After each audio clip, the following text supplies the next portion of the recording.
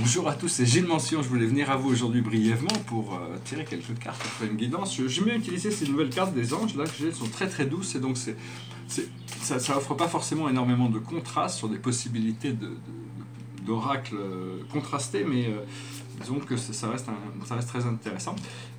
Donc on va voir aujourd'hui, on va tirer 4 cartes. La plus haute sagesse pour nous aujourd'hui, c'est le départ. C'est-à-dire qu'il faut se préparer à partir. Le cycle est fini, il faut avancer. Ça peut être un départ physique, ça peut être un départ d'une situation pour arriver dans une autre. Ce qu'il faut comprendre, c'est la protection. C'est arriver à savoir que bon, on est protégé. Plus on est confiant dans sa nature véritable, au plus cette protection devient confiante. On n'a pas plus.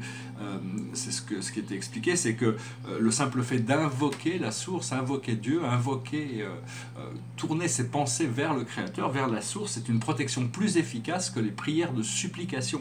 Ça veut pas dire qu'il ne faut pas prier, mais au plus on arrive à prendre conscience que la divinité est là, au plus... Enfin, elle est partout, elle est en nous, elle est notre être véritable. Au plus on se sent bien et protégé dans une sphère de lumière.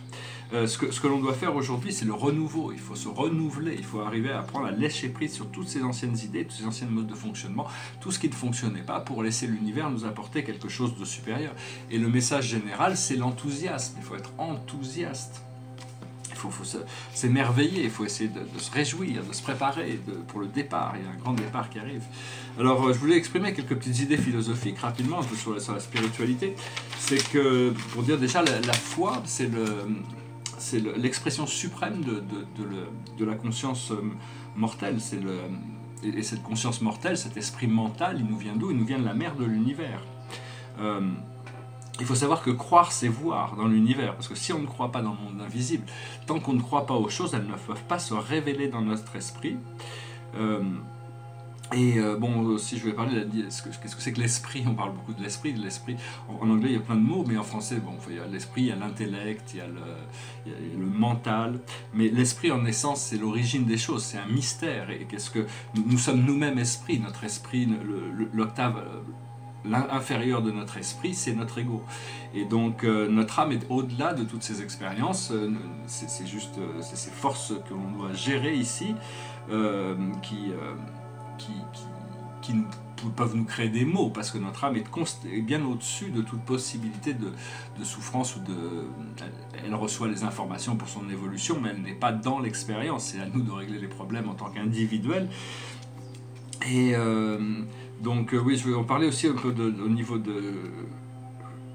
que l'erreur est humaine, mais si on fait un choix moral conscient qui est moralement répréhensible, et que ce choix est conscient, à ce moment-là, ça devient ce qu'on appelle un péché, parce que bon, on s'associe à quelque chose qui n'est pas pour le plus haut bien. Donc c'est quelque chose, il faut essayer d'être conscient, d'arriver à harmoniser toute nos natures, tout en sachant que c'est la lumière. Il faut rester condensé sur la lumière, sur ce qui est vrai pour nous, le plus vrai pour nous. Il faut essayer de connecter dans ces ondes de fréquence gamma de la pensée. En général, on est dans l'espace bêta mental, c'est-à-dire très réactif du monde extérieur. On nous a appris à devenir un état alpha, c'est un état de relaxation intérieure qui nous permet d'avoir une vision plus sereine sur le monde extérieur.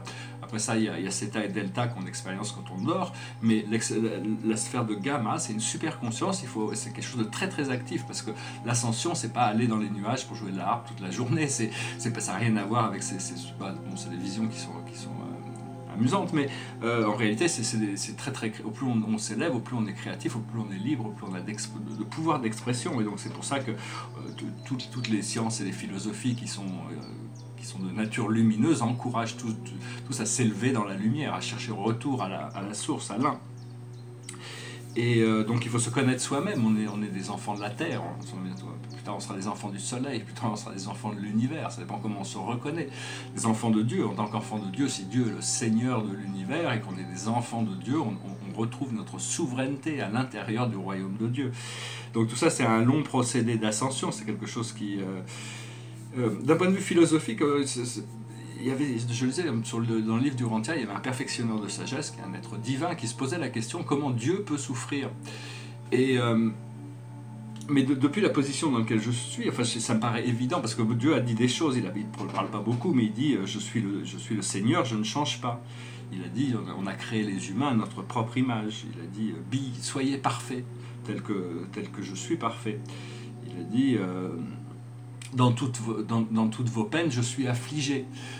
Pourquoi? Parce que si Dieu connaissait le bien, enfin, bon, Dieu est omniscient et omnipotent, c'est-à-dire il connaît le bien et le mal. Si Dieu ne connaissait pas le mal, il y a des choses qu'il ne connaîtrait pas encore, donc il ne pourrait pas s'appeler omniscient. Il connaît tous ces aspects. Il fait le bien, il fait le mal. Sinon, s'il ne faisait pas le mal, il ne pourrait pas s'appeler omnipotent. Il y aurait des choses qu'il ne ferait pas encore. Donc il doit faire tout ça dans la sagesse de l'être suprême. Il se sert du bien et du mal pour l'éducation des âmes, ce que l'homme ne peut pas faire parce qu'il n'a pas la sagesse encore. Mais par contre, Dieu n'est pas omniscient, c'est-à-dire toutes les volontés individuelles de l'univers ne sont pas en alignement avec la volonté divine du Père. Et même quand toutes ces volontés seront en alignement dans tous les univers, sur toutes les planètes, le suprême émergera du paradis, mais Dieu ne sera toujours pas omniscient, parce que bon, il a sa volonté personnelle, mais il a prêté la volonté à toutes sortes un nombre incalculable, infini d'êtres qu'il a créé dans l'univers. Et puis on sait de Dieu ce qui est révélé, enfin ça dépend de notre relativité, mais de notre procédé de recherche, mais disons que c'est important d'essayer de comprendre ces choses. Tout l'univers a été créé pour éventuellement, il ne faut pas avoir peur d'essayer de rechercher les aspects de Dieu. Il n'y a rien qu'on puisse faire qui puisse nuire à Dieu de toute manière. Hein. Dieu, au départ, c'est le grand je suis, c'est une trinité existentielle, infinie, qui a toujours été. S'il y a une histoire avant ça, elle n'est pas révélée. On ne connaît pas l'histoire de Dieu. On sait que Dieu est, et puis après on sait qu'il a créé des réalités au-delà de son univers éternel qu'on appelle le cosmos, et pour arriver à révéler ces trois niveaux d'aspect de divinité expérientielle, qui ne sont pas existentielles mais expérientielles, qui est le suprême, l'ultime et l'absolu. Et donc, voilà, donc je ne vais pas rentrer trop des choses trop complexes techniquement, mais il y a quelque chose que j'ai compris aussi qui m'a semblé intéressant, je vais en parler, c'est que l'idée que Dieu n'est que ce qui est personnifiable. Tout ce qui n'est pas personnifiable n'est pas Dieu. C'est des concepts qui sont utilisés par Dieu c'est-à-dire que la partie de l'un, tout ce qui est un est personnel, parce qu'au départ Dieu est personnel et non personnel, c'est-à-dire il est le Père, il est le Père du Fils éternel qui est l'absolu spirituel, et l'île centrale du paradis qui est l'absolu matériel.